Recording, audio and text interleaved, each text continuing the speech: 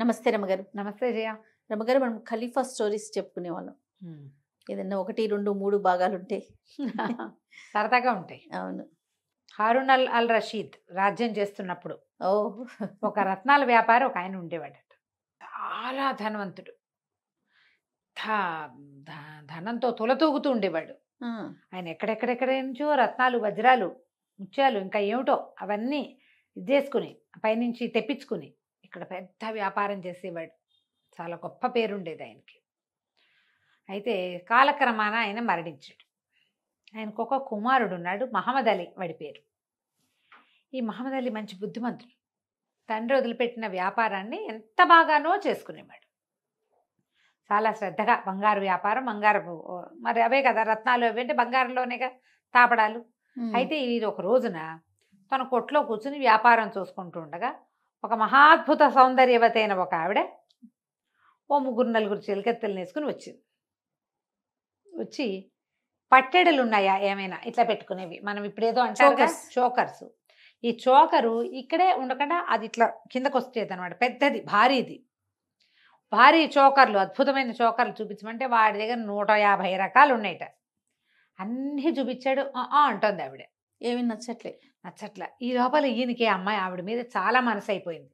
ఎంత బాగుందో, ఎంత హుందాగా ఉందో, అసలు ఆ వస్తువు నాణ్యం చూడడం ఎంత తెలివిగా ఉందో, ఇంకా ఏమిటో చాలా ఉన్నాయి అవన్నీ. అక్కడి నుంచి బాగా ఆలోచించి వీళ్ళ నాన్న ఏనాడో 1,00,000 పైన వరహాలు చెల్లించి కొన్నాడు ఒక పట్టెడ ఇలాంటిది. తన ఇంట్లోకి పెట్టుకున్నాడు. అది వ్యాపారానికి కాదు, కుటుంబపు సొమ్ము కింద అలా ఉంచుకుంటారుగా వ్యాపారస్తులు. పరిగెత్తుకుంటూ ఇంట్లోకి పరిగెత్తుకెళ్ళి లోపలికెళ్ళి ఆ తండ్రి 1,00,000 పైగా దినారాలు పెట్టి కొన్న పట్టెడని పట్టుకొచ్చాడు. పట్టుకొచ్చి చూపించేసరికి ఆవిడ ఎగిరి గంతేసింది. ఇదే నాకు కావాలి, ఎప్పటి నుంచో నా కళలో కూడా ఇదే కనపడుతుంది, నాకు ఇలాంటిదే, ఇదే కావాలని ఆ పట్టెడ తీసుకుంటానని రేటు అనేసరికల్లా ఇంకొంచెం తెగించి బాగా వద్దు అది రేటు ఏం కట్టకండి, మీకు నచ్చితే చాలు ఇచ్చేస్తానంటే ఆవిడ ఒప్పుకోలే. అసలు ఇది ఎప్పుడు కొన్నారు, ఎక్కడ కొన్నారు, ఇది ఎందుకు కొట్లో లేదు, ఇంట్లో ఎందుకుంది, అవన్నీ ప్రశ్నించి మీ నాన్న 1,00,000 పైన కొంటే దానికి 5% వడ్డీ వేసి ఇస్తాను నేను నీకు, కాకపోతే ఇప్పుడు నేను డబ్బులు తేలేదు కదా, నువ్వు మా ఇంటికి రా, నీకు డబ్బులు ఇస్తానంది. సరే వచ్చాడు ఆవిడతో పాటు. వస్తే ఆవిడ మంచి పెద్ద బ్రహ్మాండమైన మహలు ఆవిడది. బస్ లోపల నుంచి డబ్బులు తెప్పించబోయింది. ఇతను ఏమన్నాడు, కొంచెం బాగా తెగించి ఆ డబ్బు వద్దు, వస్తువు తీసుకో, నువ్వు నా దానివైతే చాలు అని అడిగాడు. అడిగేసరికి ఆవిడంది, నాకు మాత్రం నువ్వు నచ్చలేదనుకున్నావా, అసలు నీతో మాట్లాడడానికే మీ కొట్లోకి వచ్చాను, నేను ఎప్పటి నుంచో నిన్ను చూస్తున్నాను, కాకపోతే నాతో పెళ్ళంత సులువు కాదు, నేను ఖలీఫా దగ్గర ఉండే జాఫర్, ఖలీఫాకు మంత్రి మా ఒక వేత్రహస్తుడు ఉంటారు ఖలీఫా దగ్గర, మస్రూరు జాఫరు అని మన అన్ని కథల్లో కనపడతారు వీళ్ళు. జాఫర్ చెల్లెల్ని నేను, ఓహో అంత సులువు కాదనగా నేను కాళ్ళు చల్లబడిపోయినాయి. జాఫర్ చెల్లెల్ని పెళ్లి చేసుకోవడం అంటే మామూలా, ఆయనేమో ఖలీఫా పక్కనే ఉంటాడు, ఆ చెల్లెలంటే ఎంత టాప్ క్లాస్. అయితే వీళ్ళ చెల్లెళ్ళు అంటే ఏమిటంటే స్వయానా చెల్లెలు అవ్వక్కర్లా, తండ్రి గారి 4వ భార్య సంతానం కూడా కావచ్చు కదా. ఓహో, ఎక్కువ మంది రాణులు ఉండటం, భార్యలు ఉండటం వాళ్ళ సంప్రదాయం కదా. సరే ఈ అమ్మాయి ఏమంది, నేను పెద్దింటిదానైతే మాత్రం నాకు ఆ మాత్రం సాహసం లేదా, నువ్వు టెన్షన్ పడకు అని చెప్పి కాజీని పిలిచి అప్పటికప్పుడు పెళ్లి చేసేసుకుంది ఆయన్ని.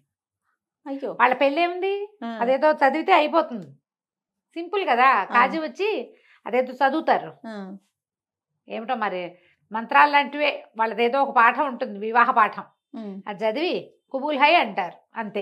మన గంధర్వ వివాహం లాగానే, ఒక మాదిరి గాంధర్వం లాగా. గాంధర్వంలో మధ్యలో ఉండరు, ఇక్కడ మధ్యలో కాజీ ఖచ్చితంగా ఉండాలి. ఓకే, కాజీ లేని పెళ్లి చెల్లదమ్మా వాళ్ళకి.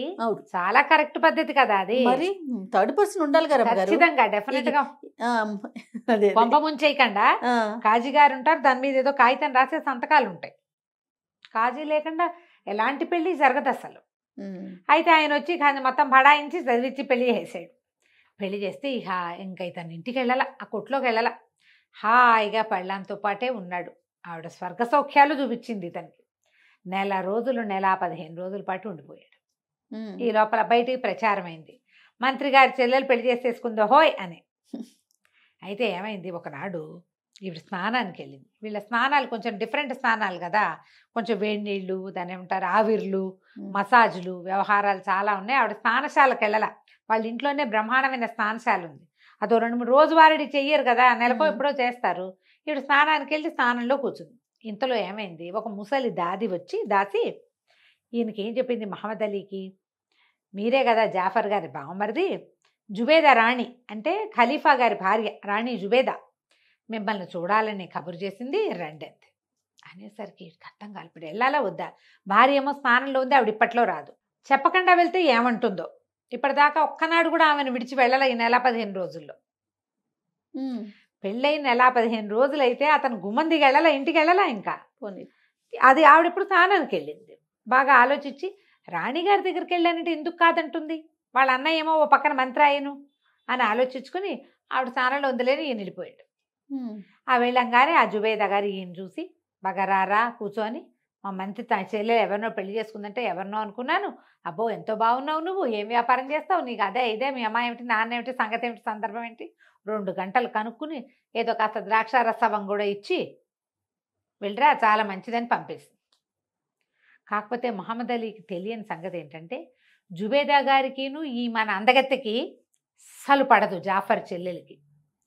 వాళ్ళు చాలా సందర్భాల్లో పోట్లాడుకున్నారు. ఓహో. ఈవిడికి ఈ అమ్మాయికి తన భార్యకి ఆడి మొహం గిట్టదు, మంత్రి గారి చెల్లెలకి రాణిగారి మొహమే గిట్టదు, రమ్మంటే నేరాన్ని పొమ్మంటుంది. ఎప్పుడైతే ఈవిడ స్నానం చేసి బయటకు వచ్చిందో ఈయన చక్కగా అత్తరు అది పూయించుకుని అంతఃపురంలో వచ్చాడు. వచ్చేసరికి హాత్ తెరిక, నువ్వు జుబేదాని చూడడానికి వెళ్తావా, నేను ఇంపార్టెంటా నీకు, జుబేదా ఇంపార్టెంటా, ఇంత ద్రోహం చేస్తావా, నాకు ఆవిడికి పడదని తెలిసి దాన్ని చూడడానికి ఎలా వెళ్ళావు నువ్వు ఓకే అని చెప్పి కేకలు పెట్టింది, కొట్టింది, పీకింది, లాగింది. ఇంకా మామూలుగా చేయలే. ఇదంతా చేసి అక్కడి నుంచి ఒకడు ఉంటాడు, వీడికి మంచి బ్రహ్మాండమైన కత్తి పుచ్చుకుని వాకిట్లో ఉండేవాడు, వాడిని పెద్ద కేకలు పెట్టింది. వీడి ప్రేమ ద్రోహి నరికి చంపేమంది. వాడు కత్తి పుచ్చుకొచ్చేసి, అయ్యో రామా, కత్తి పుచ్చుకొచ్చేసాడు. వచ్చేసేసరికి ఆ ఇంట్లో ఉన్న దాసదాసి గణం అంతా కాళ్ళ వెళ్ళబడ్డారు ఈవిడ్ని.